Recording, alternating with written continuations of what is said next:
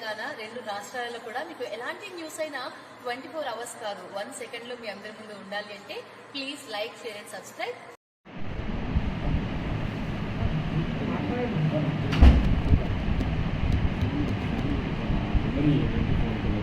నల్లయ్య గారు మాట్లాడింది ఏంటంటే తన స్థాయి మరిచి వార్డు మెంబర్ స్థాయి కంటే ఏమైనా మాట్లాడుతున్నాడు.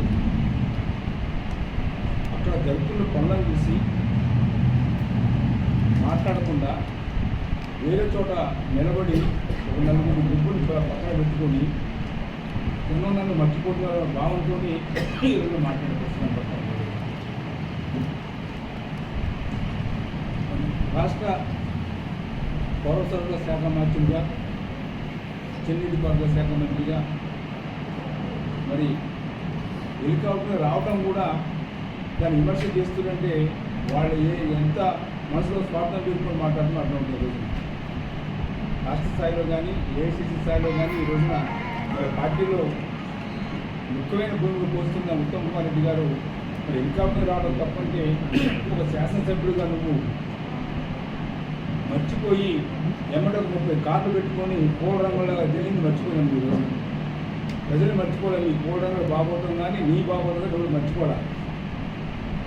మరి ఆ విధంగా నువ్వు నీ స్థాయి మర్చి ఒక 7 సార్లు శాసనసభ్యుడిగా, పార్లమెంట్ సభ్యుడిగా, మంత్రిగా, మరి ఏఐసిసిలో వర్కింగ్ సభ్యుడిగా ఉన్న ఆయన్ని నువ్వు ఏ విధంగా మాట్లాడుతావు ఒకసారి ప్రజలు ఇంకా మరి నిన్ను ఇంకా దిగజారి చూడటం తప్ప మంచిగా చూడరని చెప్తూ ఆయన వ్యాఖ్యలు పూర్తిగా ఖండిస్తున్నాం. ఆయన ఇప్పటికైనా తన పద్ధతి మార్చుకొని ఒక మాజీ శాసనసభ్యుడు ఉండాలని కోరుకుంటున్నాం.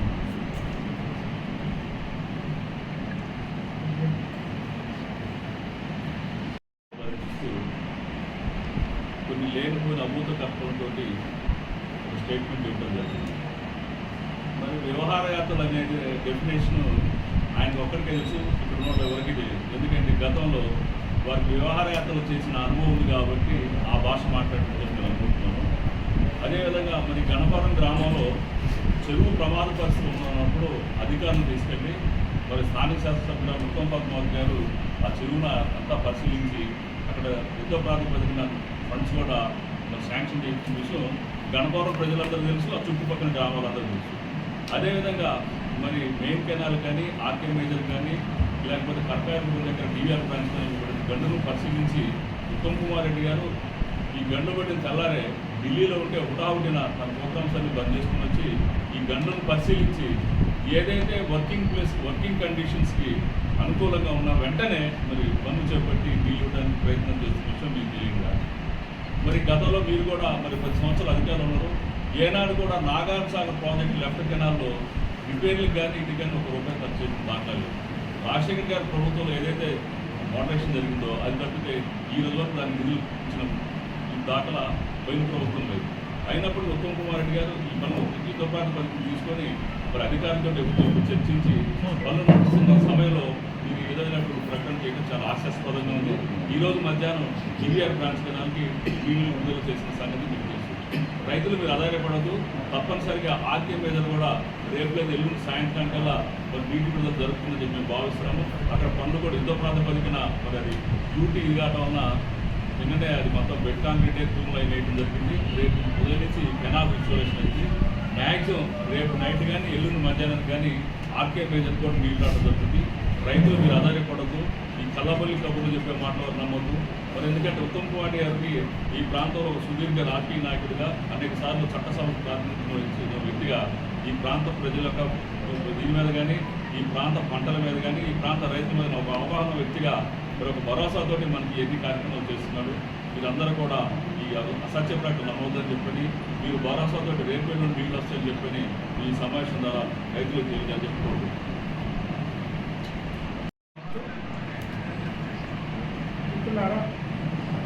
తుఫాన్ అనేది అందరం బాధపడ్డాం.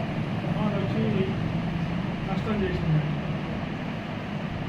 కానీ ఇక్కడ ఈ నియోజకవర్గంలో ఒక వ్యక్తి మాత్రం ఇంకో రకంగా బాధపడ్డాడు. ఈ తుఫాన్ ఏదో నేను ప్రజాప్రతినిధిగా ఉన్నప్పుడు ఉంటే దాన్ని కూడా నేను క్యాచ్ చేసుకునేవాడిని ఆయన బాధ. ఇవాళ ఉత్తమ్ కుమార్ రెడ్డి గారు అంటే ఈ నిజాయితీకి బ్రాండ్ అంబాసిడర్ అనేది 2 తెలుగు రాష్ట్రాల్లో తెలిసిన విషయం. మల్లయ్య యాదవ్ అంటే కమిషన్లకి కక్కుర్తికి బ్రాండ్ అంబాసిడర్ మల్లయ్య యాదవ్. 57,000 ఓట్ల మెజారిటీతో ఓడిపోయి ఇంకా సిగ్గు లేకుండా తగ్గునమ్మ అని 10 మందిని వేసుకొని తిరుగుతూ ఇవాళ ఉత్తమ్ కుమార్ రెడ్డి గారిని విమర్శించడం నీచాతినీచమైన చర్య. ఇవాళ ఇక్కడ గంధాయి కాడి నుంచి, లిక్కర్ కాడి నుంచి, శాండ్ కాడి నుంచి చివరికి మట్టి, దళిత బంధులో కూడా కమిషన్లు తీసుకున్నటువంటి చండాలుడు మల్లయ్య యాదవ్. అటువంటి మల్లయ్య యాదవ్ ఇవాళ నీతి నిజాయితీ గురించి మాట్లాడితే మరి అందరం తరగా ఏడబెట్టుకోవాలని అర్థం. మల్లయ్య యాదవ్ చరిత్ర మనందరికీ తెలిసిందే. ప్రజలు పెద్ద ఎత్తున బుద్ధి చెప్పినా ఇంకా మల్లయ్య యాదవ్ బుద్ధి రాలేదు. ఇంకా ఏదో 100 కోట్ల తిన్న రాబందు ఒక గాలి వాళ్ళకి తెచ్చినట్టు మన ఎన్నికల్లో మల్లయ్య యాదవ్ని మాట్లాడడానికి నెట్టేసినటువంటి చరిత్ర కోదాల ప్రజలు. ఇవాళ కాలంలో గండుపడ్డా, ఇంకొకటి ప్రకృతి వైపరీత్యాలు సంభవించిన ఇవాళ టీఆర్ఎస్ ప్రభుత్వం కాలంలో గండుపడ్డాయండి. దానికి ఒక పద్ధతి, ఒక ప్రొసీజర్. టీఆర్ఎస్ వాడు కేసీఆర్ కనుక సచివాలయం పెట్టింది 600 కోట్లు అని. చివరికి కాగ్ రిపోర్ట్ ఏం చెప్పిందంటే 1190 కోట్లు సచివాలయం పెట్టింది. మరి ఈ దొంగ లెక్కలు కాంగ్రెస్ పార్టీకి కానీ ఉత్తమ్ కుమార్ రెడ్డి గారికి కానీ అవ్వట్లేదు. ఈ దొంగ లెక్కలన్నీ మీరంతా నరనరాన ప్రవహించేది దొంగ వ్యవహారాలు, మరి లంగా వ్యవహారాలు. ఈ టీఆర్ఎస్ నాయకులు, టీఆర్ఎస్ అధినాయకత్వం కానీ, ఈ మల్లయ్య యాదవ్ కానీ చేస్తున్నటువంటి పనులు. ఇవాళ ఒక టెండర్లు తీసి ఒక బాధ్యతాయుతమైనటువంటి పద్ధతిలో, ఒక జవాబుదారీ విధానంలో ఇవాళ కొద్దిగా లేట్ అయిన మాట వాస్తవం. కానీ ప్రొసీజర్ పద్ధతి అనుసరించాలంటే కొంచెం లేట్ అయింది. అయినా ఇవాళ టెండర్లు అయిపోయి యుద్ధ ప్రాతిపదిక మీద పనులు పూర్తి చేస్తున్నారు. ఇవాళ ఎంబీసీకి నీళ్లు కూడా ఇవ్వడం జరుగుతుంది. మరి రేపు మిగిలిన కాలంలో కూడా నీళ్లు వచ్చే కార్యక్రమం ఉత్తమ్ కుమార్ రెడ్డి గారి ఆదేశానుసారం ఇవాళ జరుగుతూ ఉంది. మరి హెలికాప్టర్లో దిగుతున్నావు, నువ్వు ఏమి లేనప్పుడే హెలికాప్టర్, ఒక ఎమ్మెల్యేగా నువ్వు హెలికాప్టర్లో దిగినప్పుడు, ఒక మంత్రిగా ప్రకృతి వైపరీత్యాలు సంభవించినప్పుడు, మరి శంకుస్థాపనలు ఉన్నప్పుడు, ఒక మంత్రికి ఉండే కార్యక్రమాల్లో హెలికాప్టర్ ఉపయోగించడం మరి అది రాజ్యాంగ విరుద్ధం కాదు, నేరం కాదు. దాని మీద కూడా కామెంట్ చేసే కుసంస్కారం ఈ టీఆర్ఎస్ నాయకుడు. ఇవాళ ముఖ్యమంత్రి దృష్టికి దళిత బంధు ముఖ్యమంత్రి స్వయంగా చెప్పాడు. గత ముఖ్యమంత్రి దళిత బంధులో ఎవరెవరు డబ్బులు తీసుకున్నారో నాకు తెలుసు అని చెప్పి కేసీఆర్ సభాముఖంగా ప్రకటించి, మరి ఏ ఎమ్మెల్యే మీదనన్నా చర్య తీసుకున్నా, ఏ ఎమ్మెల్యే కన్నా టికెట్లు ఇవ్వమంటున్నాడా? మరి అటువంటి కేసీఆర్, అటువంటి పార్టీ. ఇవాళ ఇంకో విషయం, ఇవాళ తెలంగాణ తల్లి విగ్రహం 10 సంవత్సరాల అధికారంలో ఉండి తెలంగాణ తల్లి విగ్రహం ఏర్పాటు చేయకుండా ఇవాళ గాంధీల కుటుంబం త్యాగం, గాంధీలకి భోగం కేసీఆర్, రాజీవ్ గాంధీ గారు కానివ్వండి, ఇందిరాగాంధీ గారు కానివ్వండి, మరి దేశ సంరక్షణలో ఉగ్రవాదుల తుపాకీ గుళ్ళకు బలి ప్రాణాలు అర్పించినటువంటి ఘనమైన చరిత్ర గాంధీల కుటుంబం. ఇవాళ కేసీఆర్ చరిత్ర, కేసీఆర్ బిడ్డ మనోళ్ళగా జైల్లో ఉండొచ్చింది.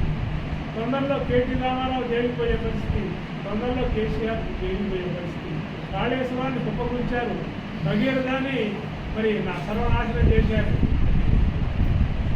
ఇవాళ ఒక ప్రభుత్వాన్ని నడిపినట్టు కాకుండా ఒక ప్రైవేట్ కంపెనీని, కేసీఆర్ అనే కంపెనీ లిమిటెడ్గా నడిపారు తప్ప దీనికి ఒక లెక్క లేదు, పత్రం లేదు, ఏమీ లేకుండా ఇష్టం వచ్చినట్టు చేశారు. నిన్న లింగయ్య యాదవ్ గారు మాట్లాడుతున్నారు, చరిత్రను వక్రీకరిస్తున్నారు కాంగ్రెస్ వాళ్ళు. చరిత్రను వక్రీకరించింది టీఆర్ఎస్. 1200 మంది అమరవీరుల త్యాగాలని వందలో పెట్టింది కేసీఆర్. మరి హరీష్ రావు గారు పెట్రోల్ పోసుకున్నా ఆయన అగ్గిపెట్టి దొరకలేదు.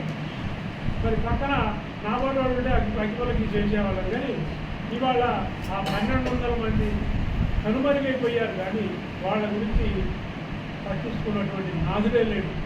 ఇవాళ కేసీఆర్ తెలంగాణ ఇవాళ మొన్న ఇంకొక ఎమ్మెల్యే అంటాడు ఆంధ్ర వాళ్ళకి మరి చాకరీ చేసింది, ఆంధ్ర వాళ్ళ మోసేదు కాదు నీళ్లు తాగింది ఇవాళ కేసీఆర్ అనే కంపెనీ. ఆంధ్రోడు అంటే ఆంధ్రోడి కాంట్రాక్ట్ ఎందుకు ఇచ్చినావు? మరి ఆంధ్ర వాళ్ళ ఓట్లు ఇవాళ ఆంధ్ర వాళ్ళ ఓట్లతోనే నీకు సిటీలో నీ ఎమ్మెల్యేలు గెలిచారు. అంటే అవసరం ఉన్నప్పుడు ఒక మాట, అవసరం తీరినాక ఒక మాట. ఇవాళ లింగయ్య యాదవ్ గారు మాట్లాడుతున్నారు, చరిత్రను వక్రీకరిస్తున్నారు. చరిత్రను ఎవరు వక్రీకరించారండి? లింగయ్య యాదవ్ చరిత్ర ఏంటండి? లింగయ్య యాదవ్ ఎప్పుడైనా తెలంగాణ గురించి మాట్లాడిందా? లింగయ్య యాదవ్ గతంలో ఎప్పుడైనా తెలంగాణ గురించి మాట్లాడిందా?